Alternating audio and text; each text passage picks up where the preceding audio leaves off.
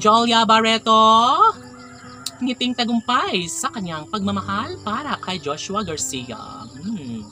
Sadya nga naman na hindi maitatanggi ng mga fans ng Joshua Love Team na umaasa pa rin talaga sila na mayroong comeback sa relasyong tunay ni Joshua Garcia at ng pretty girl na si Jolia Barreto.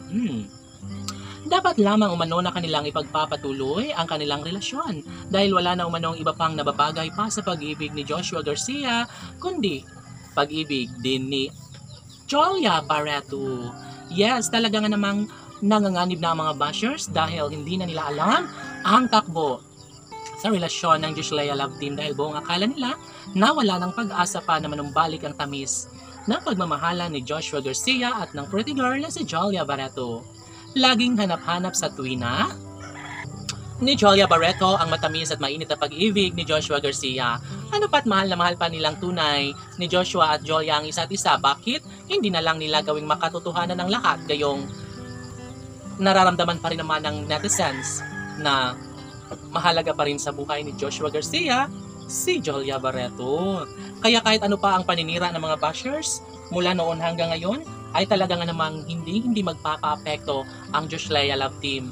Ang mahalaga pa rin umano ay patuloy pa rin ang kanilang relasyon na nagbibigay saya at kaligayahan hindi lamang sa kanilang milyon-milyon na mga tagahanga, maging sa kanilang malalapit na mga kaibigan and kanilang mga pamilya.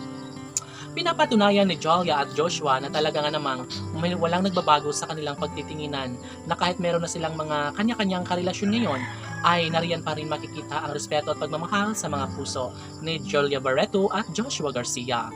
Yes, maaari na magkaroon ng habang buhay na pagtitinginan ang Joshua Love Team. Umaasa ang taong bayan na sana'y magiging maayos din ang gusot sa kanilang pagmamahalan. Pagtitingin ang nagbibigay saya at kaligayahan sa taong bayan.